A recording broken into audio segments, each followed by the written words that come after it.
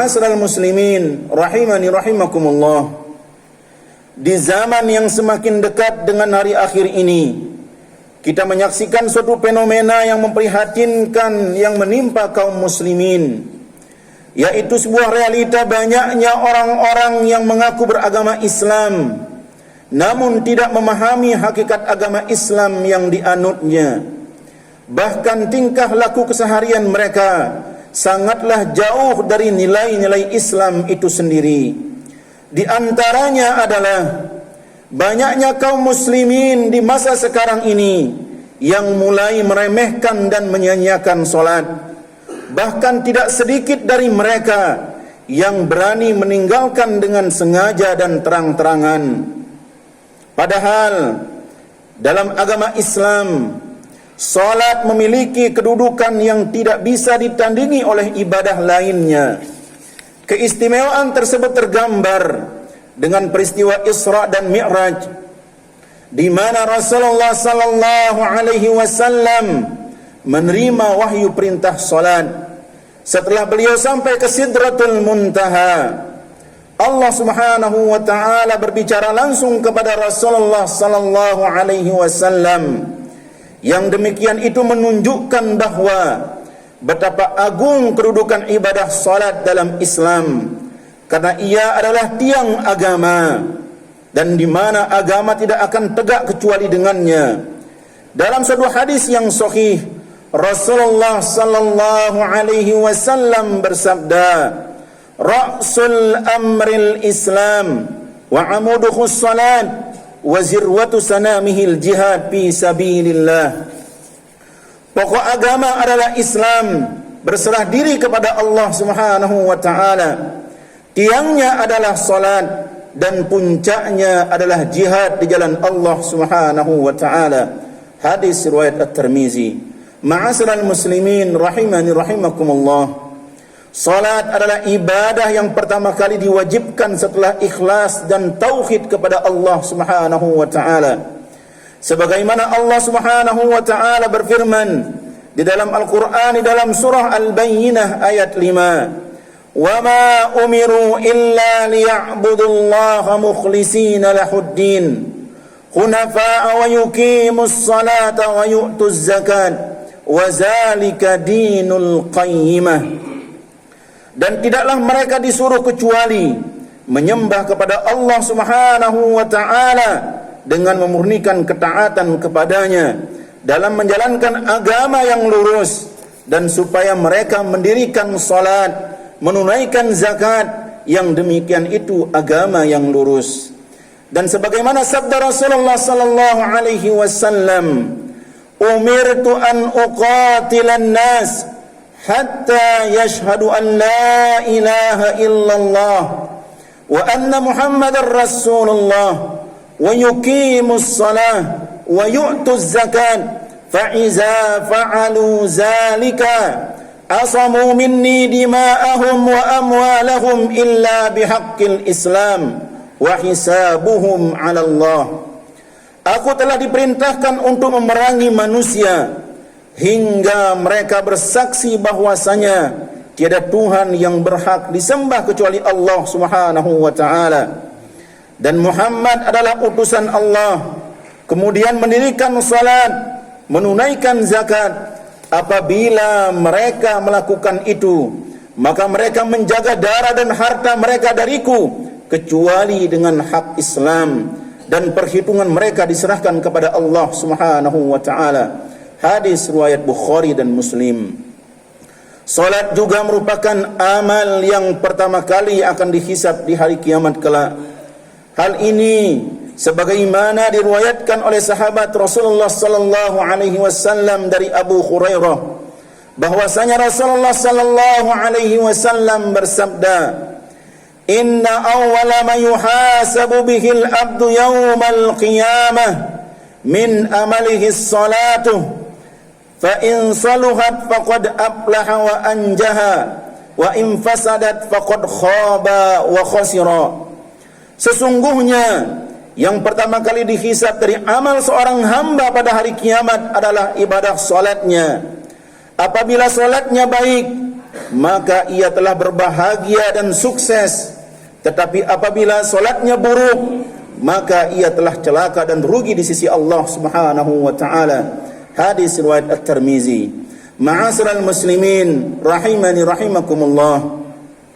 Di samping itu, salat adalah wasiat terakhir Rasulullah sallallahu alaihi wasallam kepada umatnya.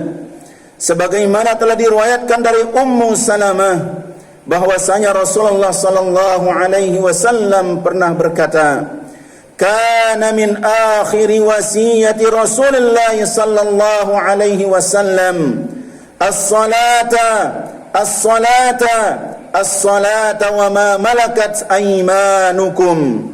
Wasiat terakhir Rasulullah sallallahu alaihi wasallam adalah kerjakanlah salat, kerjakanlah salat, kerjakanlah salat, dan tunaikanlah kewajiban kalian terhadap budak-budak yang kalian miliki. Inilah gambaran agungnya kedudukan ibadah salat dalam agama Islam yang kita anut. Al-Quran dan Sunnah yang sahih memberikan ancaman yang keras bagi orang-orang yang sengaja meninggalkan ibadah salat ini. Dalam surah Al-Muddassir ayat 42-43, Allah Subhanahu wa taala memberikan ancaman kepada kita. Ma salakakum fi saqar? Qalu lam naku minal musallin. Apakah yang memasukkan kamu ke dalam neraka Saqar? Lalu penghuni neraka Saqar menjawab, kami dulu di dunia tidak termasuk orang-orang yang mengerjakan salat. Adapun di dalam sunnah disebutkan bahwa orang-orang yang meninggalkan salat akan diancam dan akan dikumpulkan bersama Qarun, Fir'aun, Haman dan Khubay bin Khalaf. Sebagaimana Rasulullah sallallahu alaihi wasallam bersabda, "Man hafaza 'alaiha kanat lahu nuran wa burhanan wa najatan yaumal qiyamah wa man lam yuhafiz 'alaiha lam yakun lahu nuran wala burhanun wala najatun wa kana yaumal qiyamah ma'a Qarun wa Fir'aun wa Haman wa Khubay bin Khalaf." Barang siapa yang menjaga salat fardunya, maka pada hari kiamat dia akan memperoleh cahaya bukti nyata yang akan membelanya dan keselamatan. Dan barang siapa yang telah menjaganya dan barang siapa yang tidak menjaganya, maka dia tidak memiliki cahaya bukti nyata yang akan membelanya dan keselamatan atas dirinya. Serta pada hari kiamat dia akan dikumpulkan bersama Qarun, Fir'aun, Haman dan Khubay bin Khalaf. Hadis riwayat Ahmad.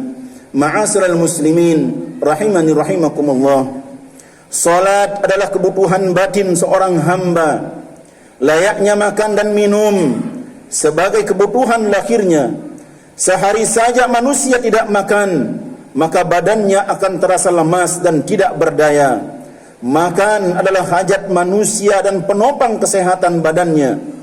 Kebutuhan jasmani terhadap makanan harus dipenuhi, sebagaimana kesehatan rohani juga harus dipenuhi. Kebutuhan hati kita harus dipenuhi dengan banyak-banyak berzikir kepada Allah Subhanahu wa taala, dan di antaranya adalah mengerjakan ibadah salat. Perhatikanlah orang-orang yang tidak mengerjakan salat, hidupnya tidak mengalami ketenangan meskipun secara lahiriah hidupnya kaya raya dan mempunyai harta yang berlimpah. Namun mereka sama sekali tidak mengalami ketenangan dan tidak ada kenyamanan dalam hidupnya. Berbeda dengan orang-orang yang mengerjakan salat, ia merasa tenang dan bahagia. Melaksanakan salat dapat menenangkan hati, karena di dalam salat mengandung zikrullah, yaitu mengingat kepada Allah Subhanahu wa taala. Ala bi dzikrillahi tatma'innul qulub. Ketahuilah, hanya dengan mengingat Allah hati kita menjadi tenang.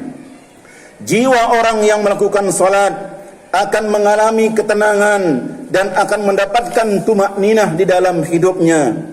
Tunaikanlah salat karena ajal begitu dekat.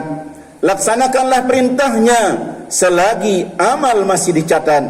Segeralah kita bertaubat kepada Allah Subhanahu wa taala sebelum pintunya tertutup rapat.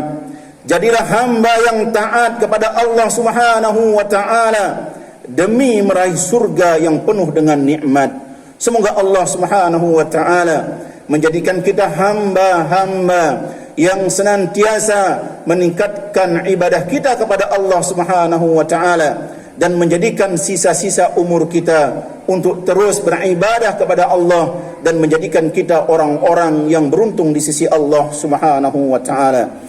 Barakallahu li wa lakum fil Qur'anil Karim wa nafa'ani wa iyyakum bima fihi minal ayati waz zikril hakim. Aqulu qawli hadha wastaghfiruh innahu huwal ghafurur rahim.